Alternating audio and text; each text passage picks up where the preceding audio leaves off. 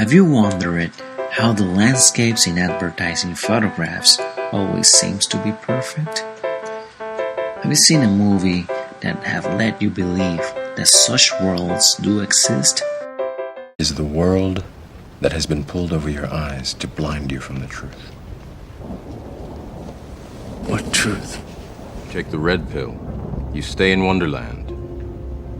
And I show you how deep the rabbit hole goes. This is a tale of two roads in Central Florida.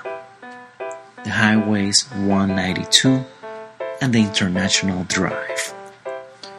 These roads are near Disney World, and they are full of fantasy theme-oriented places, hotels, restaurants, which complement the Disney vacation experience.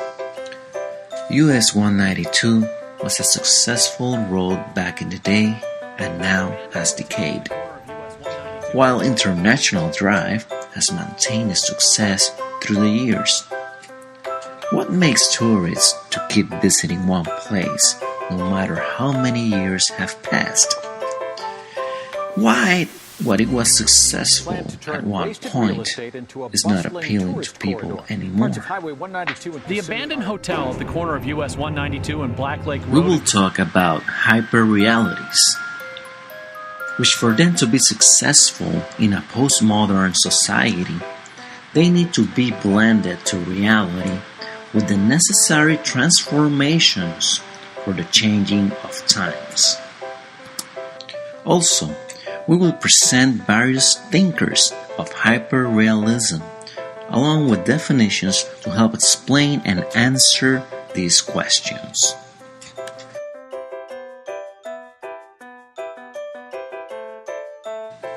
Many people have a need of a hyperreality, and they try to fulfill it by traveling.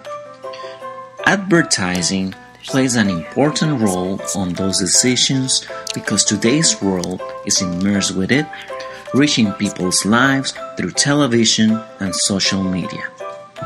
According to Italian author Umberto Eco, a hyperreality is for those who desire a reality, and in an attempt to achieve that desire, they fabricate a false reality that is to be consumed as real. Consequently, many individuals take vacations searching for that place which may take them into that fantasy.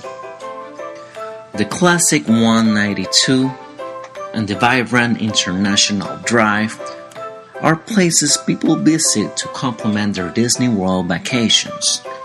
Tourists love to be entertained with the most original way, and they look for the most unconventional places.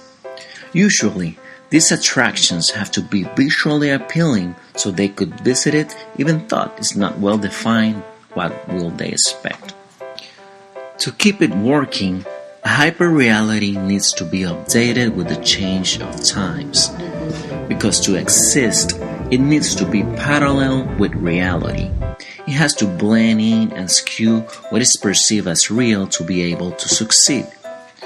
Hyperreality can decline when there are not changes or has not been updated with new infrastructure improvements.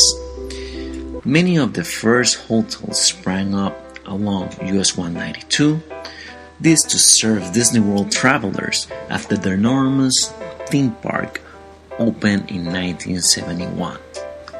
In recent years, this 15-mile tourist corridor between Kissimmee and Disney has been forced to reposition itself as a cheap alternative to the numerous new hotel rooms built on Disney boundaries or along International Drive. In addition, the same attractions from decades ago have not experienced any redesign.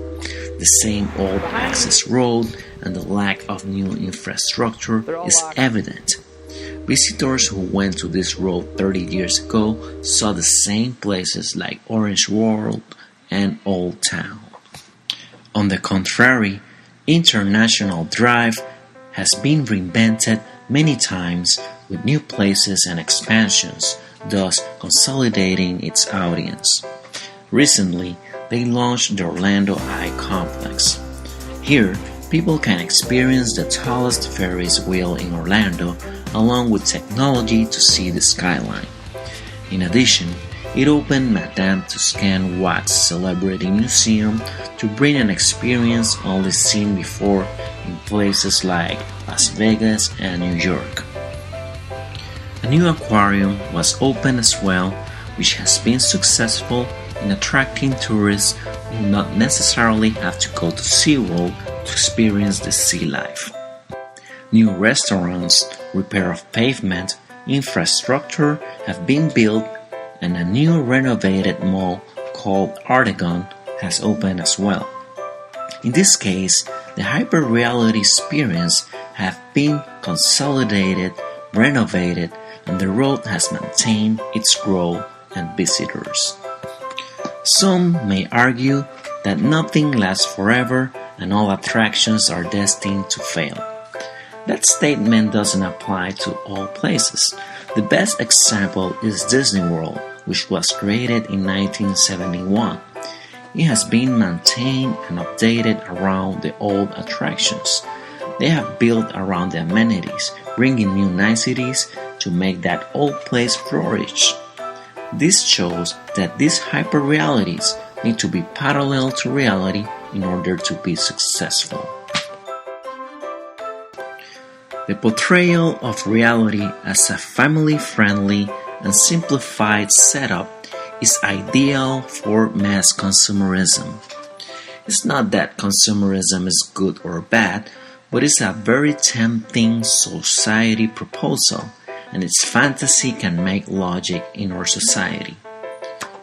There are not any issues living in various duplicates of reality as long as they not negate actual truths, and they need to be differentiated and detached.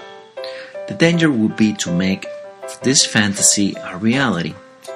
It's important to understand that society lives in a world of simulation and style rather than the functional significance of these elements, which drive us into consumption.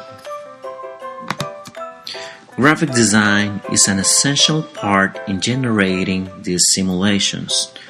As creators of images in the service of advertising and the consumerist system that supports it, designers are responsible for generating this reality that doesn't exist, but that conducts people's behaviors. Designers generate not only to the substance of these images, but also how people understand them. They persuade and seduce by creating an attractive face to something that not necessarily is, or that is empty in reality. It wouldn't be wise to make critical thinking inside of these hyperrealities, since the images represented are not true. Now, whenever tourists visit again the US Highway 192, they should think on how they could be transported to the past of decades ago. Maybe they could tie those moments into the reality which has been separated from fantasy.